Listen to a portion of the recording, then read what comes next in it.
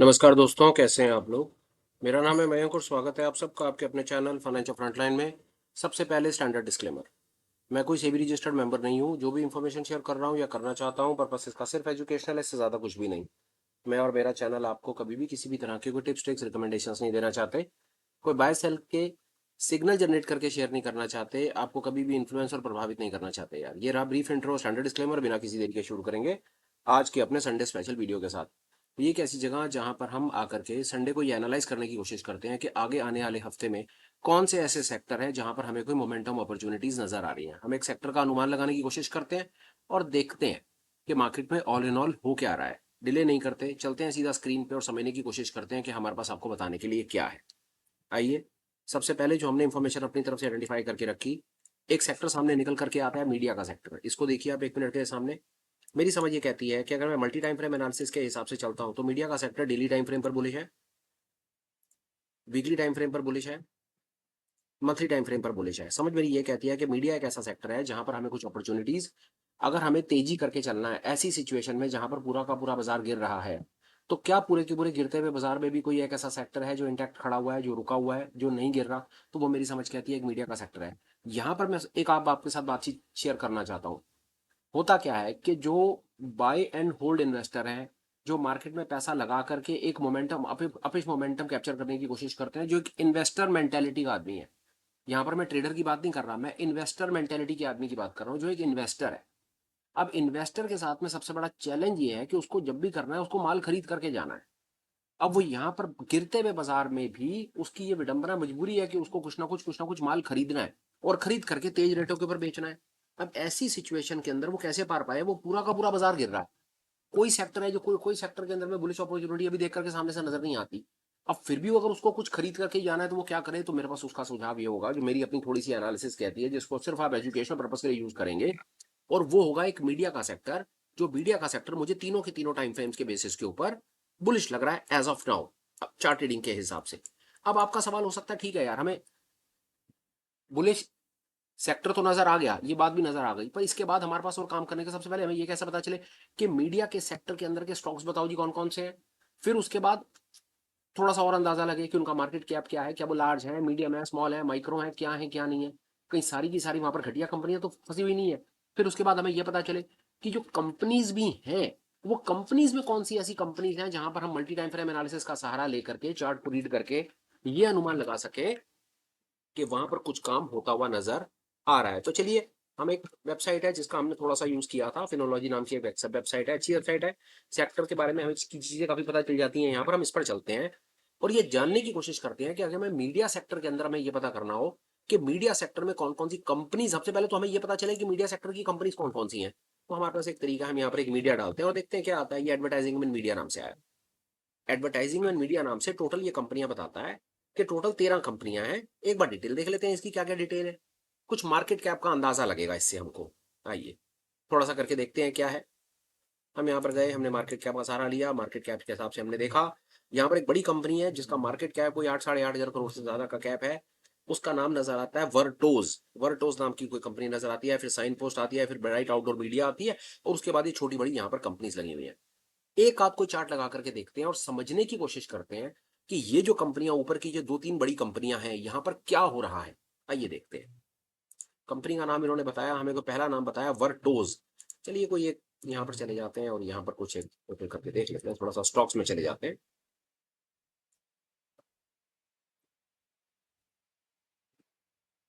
ये वर्टोज एक बताई इसमें से पहले, उसके बाद ब्राइट आउटडोर, BRIGHT, दूसरा क्या नाम बताया था इसने हमें, साइन पोस्ट, और तीसरा ब्राइट आउटडोर। साइन पोस्ट को देख लेते हैं, साइन पोस्ट इंडिया, और उसके बाद एक नाम बताया ब्राइट आउट,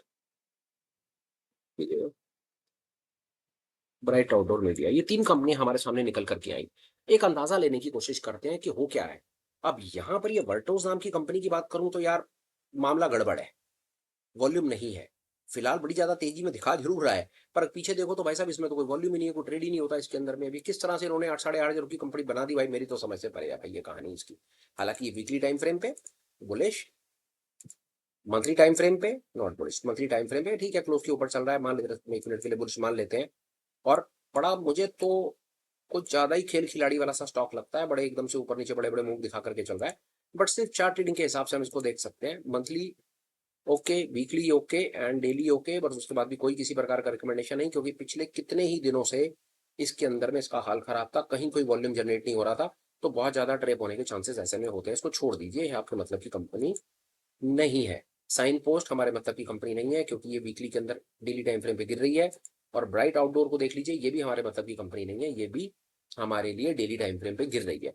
तो ऑल इन ऑल हमने जो 3 कंपनियां फाइंड करी एक सेक्टर मीडिया सेक्टर के अंदर में, वो मीडिया सेक्टर के अंदर में हमको ये 3 कंपनियां कोई बहुत अच्छे सामने से रिजल्ट नहीं दिखा गई। और देखते हैं जी, मीडिया के नाम पर हमको इसने कंपनियां दिखाई, और देखते हैं कि और कुछ किस प्रकार की कंपनियां हमको इस पर्टिकुलर सेक्टर में दिख सकती हैं। छोटा सा काम करते हैं, फिर हम अपना थोड़ा सा आगे बढ़ाएंगे। एडवर्टाइजिंग मीडिया में हमें कुछ नहीं मिला। एडवर्टाइजिंग और मीडिया से रिलेटेड कोई और सेक्टर का नाम इसने डाल रखा हो, वहां से उसको देख लेते हैं, वहां से कुछ मिल जाए अगर हमें, तो हम उसको भी समझने की कोशिश करेंगे। और एक चीज मैं और आपको बताता हूँ, बड़ी मजे की बात बताता हूँ। बड़े बड़े लोग कहते हैं कि कभी कभी ऐसा मार्केट में सिचुएशन आती है कि कभी कोई ट्रेड ना लेना भी ट्रेड लेना ही होता है। अगर बाजार गिर रहा हो तो गिरते हुए बाजार में आपको कोई खास जरूरत है नहीं जाकर के जबरदस्ती उसमें ट्रेड लेने की। बट स्टिल कुछ अपॉर्चुनिटी फाइंड करने की कोशिश कर रहे हैं, देखते हैं क्या है, शायद कुछ निकाल पाएंगे। इन द मीनवाइल आप भी ये काम कर सकते हैं, आपको समय मिले तो आप भी मुझे मीडिया के और एडवर्टाइजमेंट के कोई बड़े बड़े स्टॉक्स अगर आपकी नज़र में हो, तो आप हमें उनका नाम अपनी तरफ से बता सकते हैं। कमेंट्स में डाल दीजिएगा, उससे हमारी भी थोड़ी हेल्प हो जाएगी। बाकी हम अपनी तरफ से तो काम कर ही रहे हैं, देख रहे हैं कि किस तरीके से हम इसमें कुछ और निकाल सकते हैं क्या। आइए हल्की सी एक्सरसाइज और करेंगे, फिर हम आगे बढ़ जाएंगे। Plant, paper, pesticide, plastic, plastic, ये फोटो वोटो, वोट, पार, प्रिंटिंग, प्रिंटिंग, पब्लिशिंग, कह नहीं सकते अब ये प्रिंटिंग पब्लिशिंग को या प्रिंटिंग स्टेशनरी को मीडिया में लेता है या नहीं लेता, कह नहीं सकते। पर ठीक है, अगर आप हमें अपनी तरफ से कोई इन्फॉर्मेशन देंगे तो हम उसके ऊपर भी काम करेंगे। बहरहाल अभी मैंने अगर एक किसी बड़े सेक्टर की बात करी तो मेरी समझ कहती है मीडिया एक ऐसा बड़ा सेक्टर है जहां पर मुझे कुछ हल्का सा बुलिश मोमेंटम, जहां पर एक लास्ट बुलिश मोमेंटम इंटैक्ट है। बाकी पूरे के पूरे बाजार में कोई बहुत ज्यादा अच्छा हाल नहीं है। और भी मैं आपसे बात कर रहा हूँ, 1 मिनट लगा करके मैं देख लूँ सर, मुझको नहीं मिला इसके अंदर में, इसके अलावा कोई और सेक्टर नहीं बना रखा इसने। अभी आपका काम है मीडिया सेक्टर के सर स्टॉक फाइंड कीजिए। टीवी 18 है, एक बार देख लेते हैं उसका क्या हाल है। बड़े स्टॉक्स, बड़े बड़े स्टॉक्स हैं। टीवी 18 एक बड़ा स्टॉक है, एक बार इसको देख लेते हैं कि अभी फिलहाल में इसका क्या हाल है। तो टीवी 18 ही है मेरे ख्याल से, पता नहीं क्या नाम है, मैं एकदम से नहीं भूल गया। चलिए एक काम आप कीजिएगा, अपनी तरफ से कुछ स्टॉक आप फाइंड करके मीडिया सेक्टर के, अगर आपको बड़े को स्टॉक्स पता हो तो आप हमें फाइंड करके कमेंट में डालिए, हम उनको एनालाइज करके आपको अपनी तरफ से बताने की कोशिश करेंगे। और इन ऑल जो 3 हम मीडिया से रिलेटेड स्टॉक्स फाइंड कर पाए, वर्टोस नाम का स्टॉक, पैरामीटर तो अच्छे दिखाता है, वहां पर बढ़िया दिखाया है इसने, बहुत तेजी से भागा पिछले 2-3 दिन में। पर ये मुझे कुछ बहुत ज्यादा इसमें खतरा लग रहा है, क्योंकि हुआ क्या है कि हालांकि ठीक है पहले इसके साथ में ऐसी कोई परेशानी नहीं लग रही, ठीक है डेली वॉल्यूम को जनरेट हो रहा है, पर यहाँ पर कहानी ये देखिए, ये क्यों ट्रिकी है इतना ज्यादा कि इतने दिन तक इसमें वॉल्यूम ही नहीं है, ये फंसा देगा सबको। तो ऐसे स्टॉक्स को 100% हमने अपनी लिस्ट में बिल्कुल भी कोई जगह नहीं देनी है। ये हमारे लिए ट्रैप है, और इससे ज्यादा कुछ भी नहीं, उड़ा दो इनको, बेकार के स्टॉक्स हैं ये, कुछ नहीं इनमें इससे ज्यादा। वापस अपने सेक्टर्स में चलते हैं, वहां पर बात करते हैं। सेक्टर पहला जो हमने बातचीत करी, मीडिया। मीडिया का ऐसा सेक्टर जहां पर मुझे अभी फिलहाल कुछ कुछ मोमेंटम इंटैक्ट दिखता है। एक स्टॉक का नाम याद आ गया, उसको देखते हैं। एक बार जील को देखते हैं, जील एंटरटेनमेंट में क्या चल रहा है, आइए इसको एक बार नजर करते हैं। डेली टाइम फ्रेम पे क्या हाल है इसका, नहीं है, इसको भी लगाना हमने नहीं है। चलिए अब और बात करते हैं। मैंने थोड़ी सी एनालिसिस और की, मेटल को मैंने देखने की कोशिश किया, एक बार मेटल पर बातचीत करते हैं। अब मेटल की कहानी देखिए, मेटल डेली बुलिश है, वीकली बुलिश नहीं है, वीकली नहीं है बुलिश,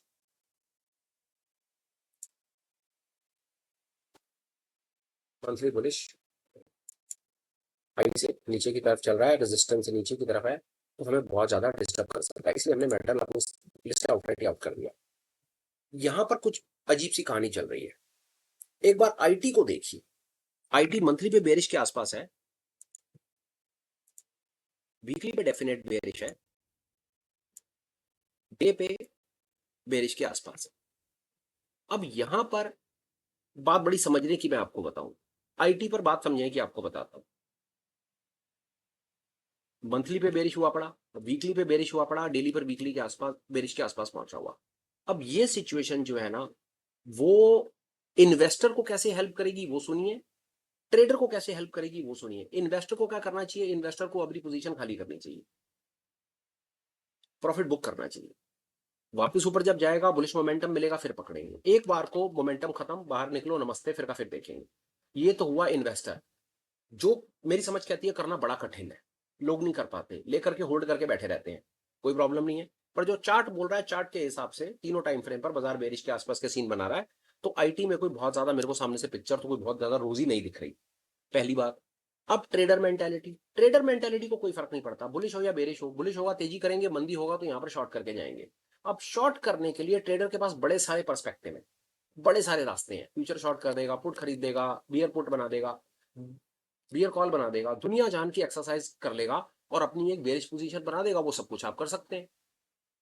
तो ये थोड़ा सा फर्क भी हमें समझ करके चलना है कि जो इन्वेस्टर है माल खरीद के होल्ड करके एक स्विंग कैप्चर करने की कोशिश करता है, माल खरीदता है, होल्ड करता है, बेचता है, वो इन्वेस्टर मेंटेलिटी है।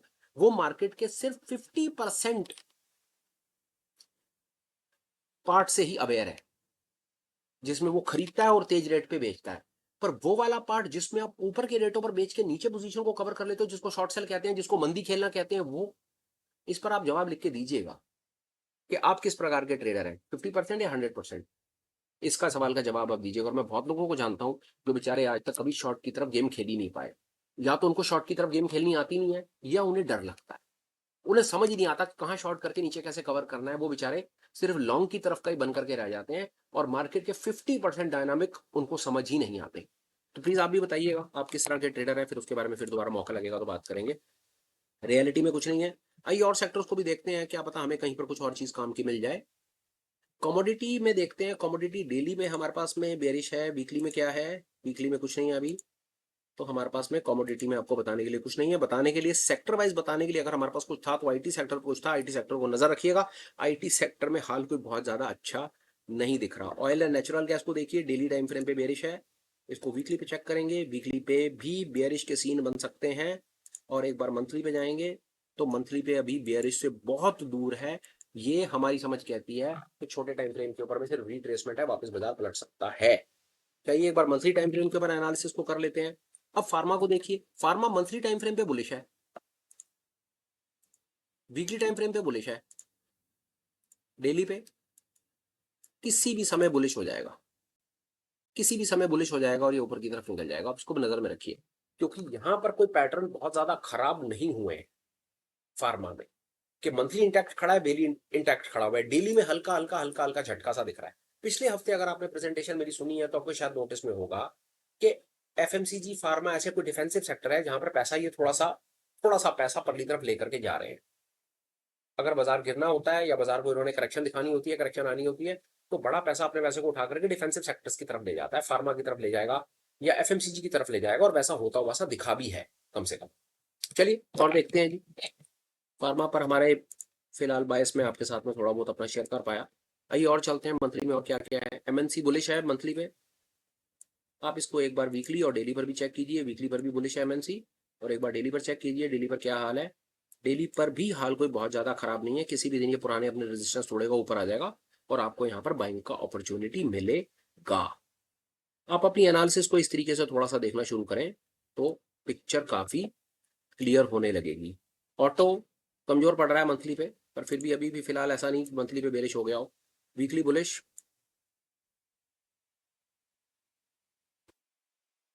वीकली बुलिश के आसपास। और एक बार डेली देख लेते हैं, डेली पे क्या हाल है,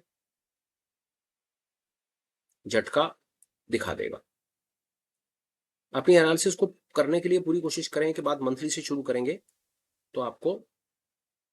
अब इसको देखिए, इंफ्रा पर बात करते हैं। अब इंफ्रा पर मेरी समझ कहती है दिमाग लगाने की फिलहाल जरूरत नहीं है, क्योंकि वो मंथली टाइम फ्रेम पर ही बुलिश नहीं है, वो मंथली टाइम फ्रेम ही अपने रेजिस्टेंस से नीचे लौट रहा है, तो यहां दिमाग लगाने की जरूरत नहीं है। इस तरह से भी आप अपनी एनालिसिस को बेहतर कर पाएंगे। कैसे, आप इमीडिएट बेसिस पर जाइए, इमीडिएट बेसिस पर सबसे पहले मंथली टाइम फ्रेम पे चेक कीजिए, मंथली टाइम फ्रेम पे मीडिया ओके, फिर वीकली पे आइए, फिर डेली पे आइए। ये एक कम से कम एक systematic multi time frame analysis का सहारा लेकर के आप सेक्टर एनालिसिस कर पाएंगे। और एक बार को आपकी अगर सेक्टर एनालिसिस थोड़ी सी ठीक ठाक हो गई तो बहुत ज्यादा चांसेस है कि आप डिस्टर्ब नहीं होंगे। मेटल छोड़ दीजिए अभी फिलहाल के लिए, आईटी डेफिनेटली बेरिश के लिए पकड़िए, रियलिटी रियलिटी मंथली पे बुलिश पकड़िए, कमोडिटी छोड़िए, ऑयल छोड़िए, फार्मा बुलिश पकड़िए, एमएनसी बुलिश पकड़िए, ऑटो को छोड़िए, इंफ्रा को छोड़िए, पब्लिक सेक्टर एंटरप्राइज छोड़िए, कैपिटल छोड़िए, निफ्टी को छोड़ दीजिए थोड़ी देर के लिए, क्योंकि वो मंथली टाइम फ्रेम ही वापस की तरफ आ रहा है। एनर्जी छोड़ दीजिए, एफएमसीजी को डेफिनेट पकड़िए, डेफिनेटली एफएमसीजी को नोटिस में रखिए, क्योंकि एफएमसीजी मंथली टाइम फ्रेम पे सुपर बुलिश है। अब एक बार हम एफएमसीजी को देखने की कोशिश करते हैं कि वीकली पर क्या हाल है इसका। बुलिश है, डेली पर देखिए, ठीक है, डेली पर हल्की सी करेक्शन आई है एक आध दिन की, हो सकता है 2-3 दिनों के अंदर में ये वापस अपने पुराने रेजिस्टेंस के लेवल तोड़े। ये इस प्रकार आप मार्केट के साथ रह करके अपनी एनालिसिस को कर पाएंगे। इंडिया कंजम्पशन पर आइए, डेली पर भयंकर गिरावट, वीकली पर देखते हैं, पैटर्न अभी भी बुलिश, वेट कीजिए। मंथली पर जाएंगे, आपको कहानी छोड़ दीजिए, मंथली पर पिट रहा है, नीचे की तरफ जा रहा है, अभी कुछ नहीं है। मिड कैप कुछ नहीं, फिलहाल छोड़ दीजिए। हेल्थ पर फोकस कीजिए, मंथली बुलिश, वीकली करेक्शन, और डेली पर हमें करेक्शन दिखेगी और नीचे की तरफ। फोकस में रखिए, जब तक ये अपने मंथली टाइम फ्रेम पर अगर आपको ये बुलिश सिनेरियोज दिखाते हैं, एक चीज समझिए, मंथली और वीकली टाइम फ्रेम पर अगर आपको ये बुलिश सिनेरियो दिखा रहे हैं ना, तो फिर डेली पर आपका काम करना थोड़ा सरल हो जाएगा। डेली पर सिर्फ आप उन्हें ऑब्जर्व करते रहिए कि किस दिन ये अपने पुराने रेजिस्टेंस को काट रहे हैं। तो जैसे ही अपने पुराने रेजिस्टेंस को काटेंगे ना डेली टाइम फ्रेम पर, इमीडिएट बेसिस पर आपको बाइंग के मौके मिलेंगे। मंथली और वीकली का काम पहले तैयार कर रखिए और डेली रोज देखते रहिए। जो बेचारा मंथली पर ही पिटा पड़ा है ना, उसको थोड़ी देर के लिए छोड़ दीजिए। अब जैसे इसको देखिए, हेल्थ केयर मंथली पर बुलिश है, वीकली पर नॉट वेरी बुलिश, क्योंकि अपने रेजिस्टेंस से नीचे चल रहा है, छोड़ दीजिए इसको थोड़ी देर के लिए। इसको वीकली टाइम फ्रेम पर भी छोड़ना है, जिसको वीकली टाइम फ्रेम पर छोड़ना है उसको चेक 2-3 दिन में कीजिए, और जिसको डेली टाइम फ्रेम पर के लिए छोड़ा हुआ है उसको चेक, अब एक दोबारा बता देता हूं आपको, और बता करके बात कंप्लीट कर देता हूं। फार्मा मंथली बुलिश है, वीकली बुलिश है। अब यहां पर फार्मा जो है वो मंथली और वीकली बुलिश पैटर्न बना करके बैठा है। अब आपको क्या करना है, अब आपको सिर्फ फार्मा को 3:30 बजे के आसपास में ऑब्जर्व करना है, और ये देखना है कि किस दिन फार्मा एक बार हल्की सी तेजी दिखाता है, हल्की सी फार्मा में बाइंग आती है और फार्मा अपने ये वाले रेजिस्टेंस को लेवल को तोड़ करके ऊपर क्लोज दे देता है। तो अब आपका फार्मा सेक्टर तीनों टाइम फ्रेम पे बुलिश हो गया, मंथली पे, वीकली पे, डेली पे।